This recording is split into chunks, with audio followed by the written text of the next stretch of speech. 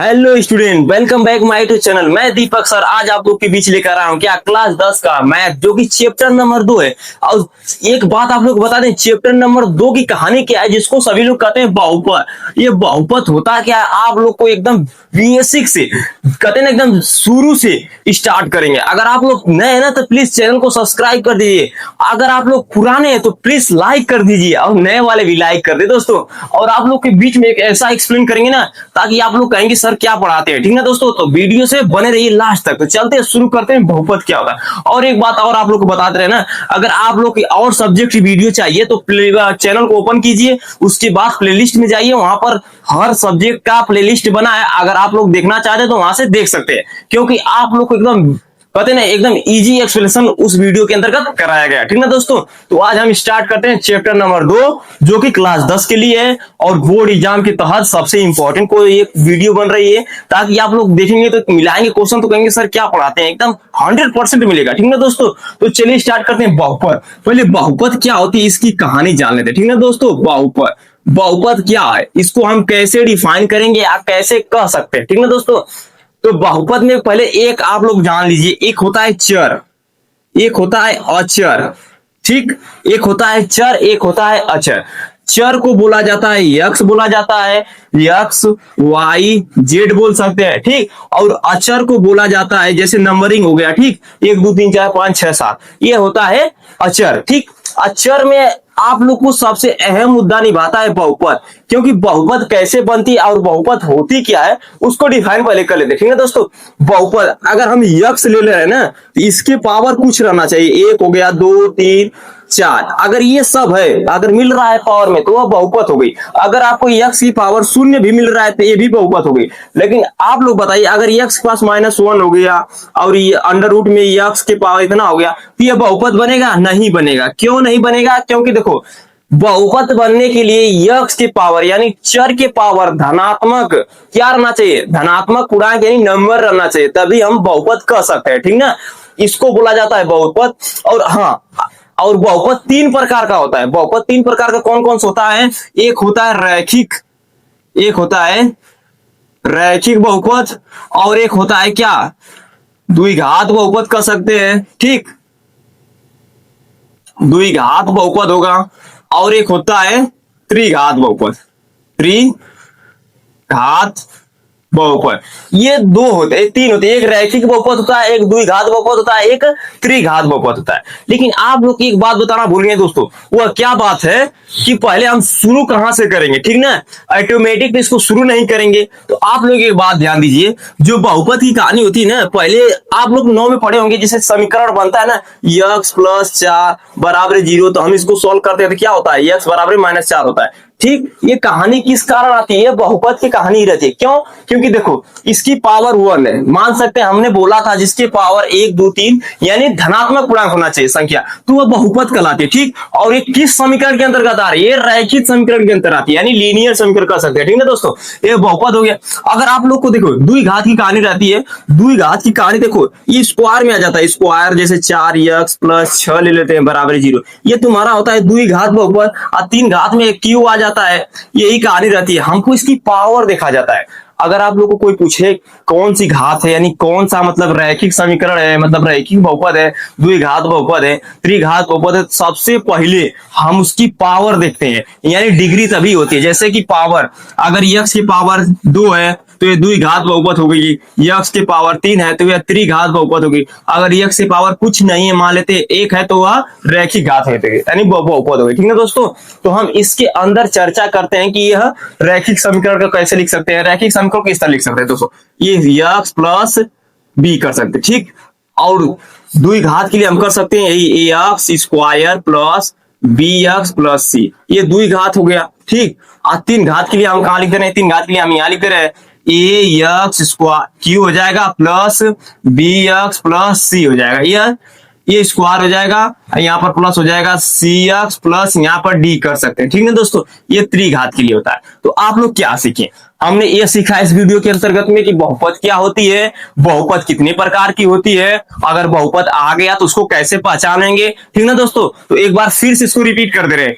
अगर बहुपद की कहानी, अगर यक्स की पावर एक है, दो है, तीन है, यानी शून्य भी है तो वह बहुपद कहलाएगी। बस रीजन ये रहना चाहिए कि वो धना मतलब ऋणात्मक नहीं रहना चाहिए और बटे के रूप में नहीं रहना। जैसे करड़ी के अंदर में होगा तो इसको हम लिखेंगे x की पावर 1/2, तो इसकी बहुपद हम मतलब नहीं कह सकते कि ये बहुपद है, ये गलत हो जाएगा, ठीक है दोस्तों। और इसकी पावर पावर से भी हम पता कर सकते हैं कि ये 2 घात है, ये 3 घात की बहुपद है। और आई कहाँ गया, ये सिंगल है ना, तो इसकी पावर 1 है तो ये रैखिक हो सकता है। और इसमें 3 होते हैं, 2 1 होता है, 2 है 3 होता है, हो गया ना 3।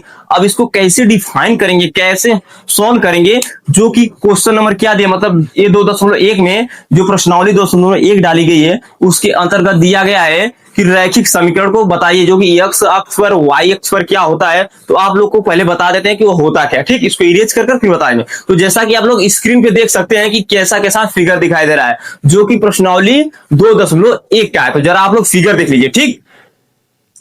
तो प्रश्नावली में देखिए क्या दिया है, 2.1 की प्रश्नावली में दिया है किसी बहुपद px के लिए y बराबर px का ग्राफ नीचे आकृति 2.10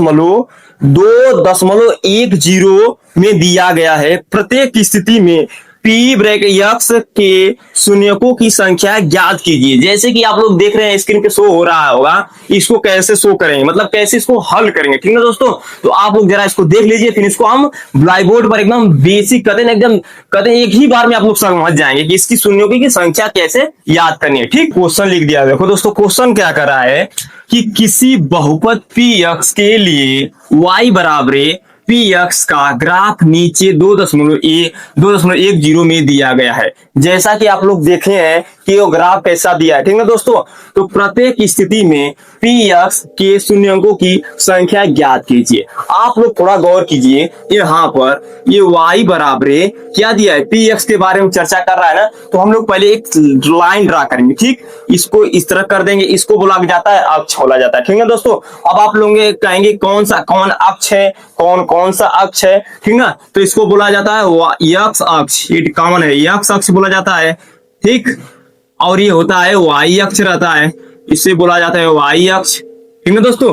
और यहाँ पर नीचे आ गया तो ये हो गया डैश हो गया, ठीक, ये डैश हो गया। और ये x, अब कहेंगे सर डैश क्या काहे होता है, मन में डाउट हो रहा होगा कि डैश काहे लिख रहे हैं, बतिया तो है। तो ये जो डैश लग जाता है ना तो ये माइनस यानी काल्पनिक के लिए होता है, ये जो होता है ना ये माइनस के लिए होता है, ये बात ध्यान दीजिए। इधर का होता है माइनस के लिए और इधर ये लोग का ही माइनस के लिए होता है, ठीक, क्योंकि इधर पॉजिटिव होता है। आप लोग को बता देना अगर डैश किधर लग गया, यह डैश हो गया तो इधर की जो टोटल संख्या होगी वह ऋणात्मक होगी और नीचे वाली भी ऋणात्मक होगी, ठीक। और हाई जो ऊपर वाली ये प्लस में होगी और हाई ऊपर वाली प्लस में होगी। ये आप लोग ने यह समझा, ठीक, यह समझ में आ गया कि y अक्ष क्या होता है, x अक्ष क्या होता है, डैश लगता है तो क्या होता है और इधर डैश लगता है क्या होता है, ठीक। यही कहानी इसमें। और इसमें क्या बोला है कि y बराबर क्या बोला है px। तो ये किसकी चर्चा कर रहा है, केवल इस चर्चा कर रहा है, यानी x अक्ष के बारे में ही चर्चा कर रहा है।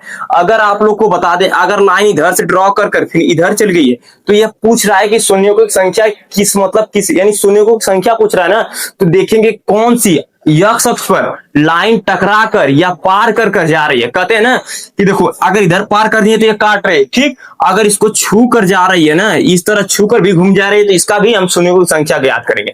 जैसे यहाँ पर हो जाएगा 1 हो जाएगा, हाई 2 हो गया, हाई 3, मिला जुलाकर आप लोग यह बात याद कर लीजिए ना, अगर x अक्ष पर कोई रेखा काट रही है यानी प्रतिच्छेद कर रही है, चाहे छू कर जा रही है, तो उसको हम गिनेंगे। जैसे कई बार छू कर, एक यहाँ पर हो गई, यहाँ पर काट रही, देखो पार कर रही है ना, हाई 2 हो गए, हाई 3, ये नहीं, इसको नहीं गिनेंगे, ये y अक्ष हो गया। यह बोला है कि y बराबर px के ही बारे में बताइए, ठीक। देखो फिर से पढ़ो, किसी बहुपद px के लिए y बराबर px का ग्राफ नीचे 2.10 जो कि हमने अभी दिखाया था में दिया है, ठीक। तो प्रत्येक स्थिति में px के शून्यकों की संख्या तैयार कीजिए। तो हम x को लिख सकते हैं, px लिख सकते हैं, और जो है y बराबर है तो इसको y बराबर दर्शा सकते हैं, ठीक है दोस्तों। तो हमने पहला क्वेश्चन भी लिख दिया है। पहला क्वेश्चन क्या दिया है, देखो ये दिया है y अक्ष दे दिया है, ये x अक्ष है, यह y अक्ष डैश है और ये x अक्ष कॉमा डैश वाला, ठीक है दोस्तों। इसमें देखो ये लाइन जो है लीनियर वाली, ये लाइन आप लोग बताइए क्या x अक्ष को मतलब काट रही है, जल्दी बताइए काट रही है, नहीं काट रही, क्यों, क्योंकि यह सीधी सी मतलब लाइन जा रही है जो कि y अक्ष को ही काट रही है और भाई x अक्ष से कोई लेना देना नहीं है, ठीक ना।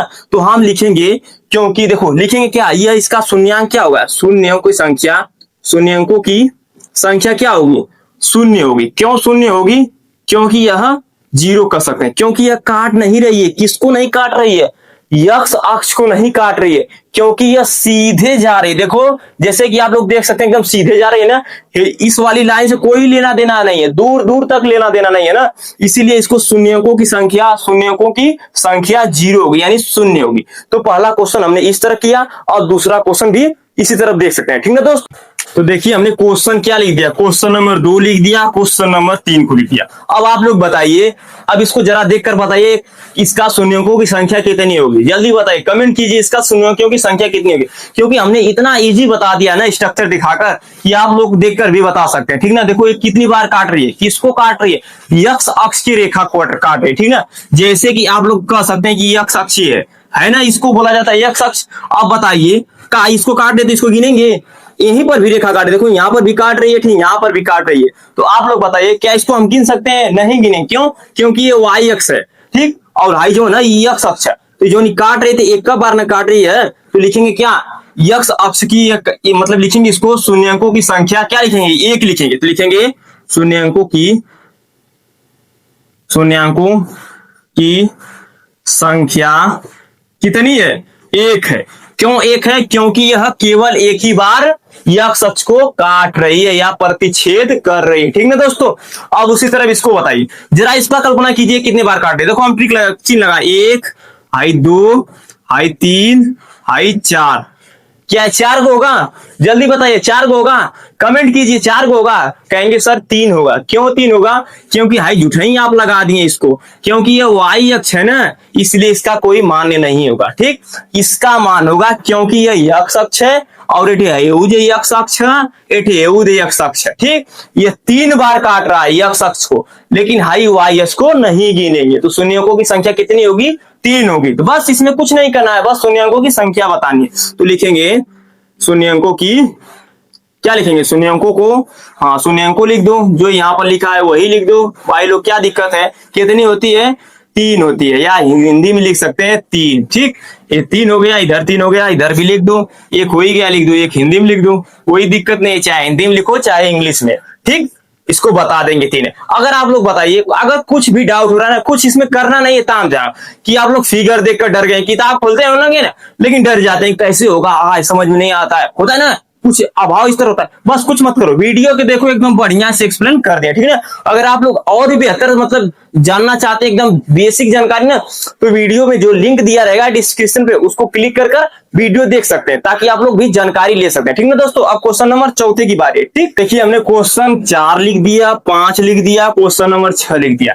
इसमें जरा बताइए जो कि यू आकार दिखाई दे रहा है ना, यह कितनी बार काट रहा है, क्योंकि इसको हमको शून्यकों की संख्या बताना है, ठीक। और इसमें बताइए जरा, और इसमें जल्दी जल्दी थोड़ा सा, क्योंकि थोड़ा सा एक्सप्रेशन जरूर पड़ा होगा, ये कैसे क्या होगा, कुछ तो आइडिया होगा दोस्तों, क्योंकि हमने क्वेश्चन जो लगभग 3 कर दिया है, 3 ही बचा है, जो कि ये प्रश्नावली का ये आखिरी क्वेश्चन है 2.1 का। तो कुछ तो आइडिया होगा कितनी बार काट रहा है। चलो हम ट्रिक लगा दे रहे हैं, मार्क कर दे रहे हैं, एक हाई यहाँ पर काट रहा है, एक हाई यहाँ पर, तो इसको शून्यकों की संख्या कितनी होगी, 2 होगी। तो लिखेंगे शून्यकों की संख्या कितनी है, 2 है, ठीक। क्यों 2 है, क्योंकि देखो ये यहाँ काट रहा है, यहाँ काट रहा है, ठीक। और उस तरफ इसको गिनो, देखो एक इधर काट रहा है और एक इधर काट रहा है, यो काटा था तो यहीं पर लगा देता है, जो काटा था यूं लगा देता है, जो काटा था लगा दे, ठीक। अब आप लोग बताइए इसमें कै बार काट रहा है, इसको तो मत गिनिए, जो हाई काट रहा है इसको हम ट्रिक लगाए, क्यों, क्योंकि ये वाई डैश का काम कर रहा है, ठीक। आप लोग बताइए जो काटा था 1 हाई 2 हाई 3 हाई 4, समझ में आ रहा है कि नहीं, इसको मत गिनिए, क्योंकि वाई अक्ष की लाइन पर ही काट रहा है ना। हाई जट किए हैं, एक इधर 2, एक हाई 3, एक हाई 4, 4 बार काटा था ना, कौने लाइन के काटा था, यक्स अक्ष की लाइन के काटा था, ठीक है दोस्तों। तो हो जाएगी शून्यकों की संख्या कितनी हो जाएगी, 4 हो जाएगी। क्यों 4 हो जाएगी, क्योंकि यह 4 बार काट रहा है, जो कि यक्स अक्ष की लाइन को, ठीक। और यहाँ पर आप लोग बताइए, हमने बताया था कि अगर उसको प्रतिच्छेद करे या इसको स्पर्श यानी छू कर चल जाए तो अभी उसको गिन सकते हैं, ठीक ना। इसमें देखिए एक बार इसको काट रही और एक बार इसको छू कर जा रही है, स्पर्श कर रही है, नहीं होता है कि एकदम छू कर चले जाना किसी को, तो यहाँ पर छू कर जा रही है और यहाँ पर भी छू कर जा रही है। देखो इसको छू कर जा रहे हैं, तो यहाँ पर हम कर दे रहे हैं। ठीक, तो एक हो जाएगा, एक हाई, दो हाई, तीन हो जाएगा। ठीक, इसको मत लेना, ये जो इसको मत लेना क्योंकि यह वाई अक्ष का है। ठीक, देखो एक हाई छू कर स्पर्श कर रही है तब वो इसको गिनेंगे, अगर यहीं पर काट देती तब वो गिनते। ठीक, और हाई का है, ये भी छू कर स्पर्श कर रही है। ठीक ना, एकदम छू कर चली जा रही है। ठीक, तो इसका हो जाएगा तीन, तो लिखेंगे शून्यों की संख्या क्या हो जाएगी, तीन हो जाएगी। ठीक, तीन हो जाएगी। ठीक, अब आप लोग कहेंगे सर क्यों हो जाएगी, क्योंकि यह x अक्ष को काट रही है और प्लस छू कर भी जा रही है। ठीक है दोस्तों, तो हमने इस प्रश्नावली के अंतर्गत क्या सीखा, 2.1 के बारे में पूरा एकदम विस्तार से एक्सप्लेन किया, जो कि एकदम स्टेप बाय स्टेप था, जो कि ग्राफ का था। ठीक ना, अगर ग्राफ आप लोग समझ गए ना तो दोस्तों, तो जो 2.2 होगी तो उसको आप लोग बहुत आसानी पूर्वक समझ पाएंगे, क्योंकि उसके अंतर्गत गुणनखंड करना रहेगा, बहुपद क्या होती है, बहुपद का योग क्या होता है। ठीक ना, यह सब उस वीडियो के अंतर्गत मिलेगा 2.2 के। इस वीडियो के अंतर्गत में हमने पूरा बहुत बढ़िया से इसको सीखा एकदम बाकायदे से। अगर आप लोग चाहते हैं इसी तरह वीडियो पाना यानी देखना, तो आप लोग चैनल को सब्सक्राइब कर दीजिए और वीडियो को लाइक कर दीजिए। ठीक ना, और अपने दोस्तों को भी ये वीडियो सेंड कर दीजिए ताकि वो अभी पढ़ सके, क्योंकि हम एकदम बेसिक से अभी शुरू कर रहे हैं, जो कि बोर्ड एग्जाम के तहत आप लोग के अंतर्गत बहुत अच्छा बेनिफिट मिल सकता है। ठीक है दोस्तों, हम आप लोग के साथ हैं। ठीक ना, इसी तरह मन लगाकर पढ़िए। ठीक।